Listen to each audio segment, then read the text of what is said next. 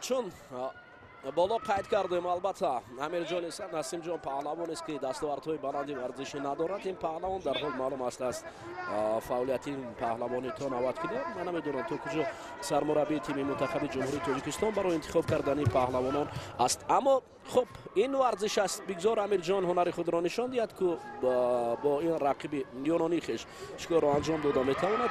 سیلدیس تئودوروس مبارزه میبرد و رقابت ادامه دارد.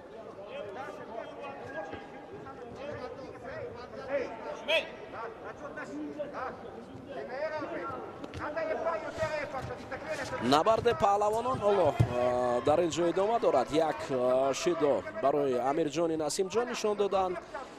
داور مرکز امیرجان در زمین اسکورشان قدر باورور نیست. ببینید در اوراتوی پارتری تماما است. این اوراتو با خبر نیستن اصلا پهلوانان ما در بالا راستا کار کردن و بیشتر پسند کردند و در زمین متاسفانه هیچ یک پیشروی ندارند. خب امیرجان نسیمجان پهلوان پیراهن سفید پوشیده سنگین وزن تاجیک مبارزه میبرد. سیلدیس تئودوروس پهلوان یونانی است. اونقدر ببینید یک به قول دیگر اصولی تیم ساخت میکنه. در اینجا یک وزری را پهلوان یونانی صاحب میشود و امیرجان لحظه به لحظه تابلو نگاه میکنه. تابلو نگاه کردن اونقدر فایده هم ندارد. فقط مبارزه باید برد. اینجا تلاش ولو میان پهلوانان ادامه دارد.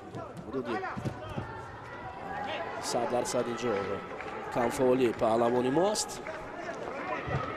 ولو شیدای دویم رو برای امیرجان نشان میدهد و مبارزه ادامه دارد. دو شیدو بگذار که در اینجا امیرجان با تمام هستی مبارزه برد و اگر نه با این رقابت برای او مشکل است. چون این شکل رنگ گرفتن رقابتی و برای برد اجیم کنی آدم میدید. یک اصولی تیم ساهی بود. با قول دیگر که در گشتن جدا میگویند در آنجا یونانی کار را با یک وزر جنبست کرد. و اگر شیدای نوبتی برای امیرجان نشان دهند پس او ترک میدان میکند. فنسا که مک میگویند یا بدرقه شدن از رقابت است که این معنای آن را دارد که گوشتین نمیگیرد و مایلی گوشتین گرفتن هم ندارد. اما داور مرکز فکر میکنم حجمه میگوید. حجمه این پهلوان را با پیش میبرد. امکانیت دارد امیرجان نسیمجان ولی امکانیت را هیچ مو دلگرمی پهلوان رو به سمت پیروز ندارد.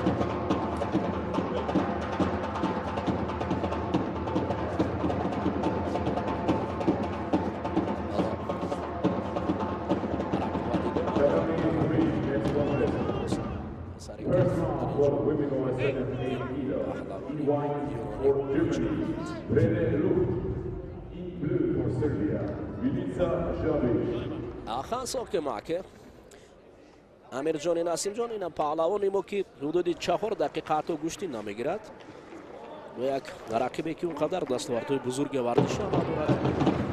خب در وزن تا 90 کیلو همچنین شوکی استاپیریان گوشتی میگیرد.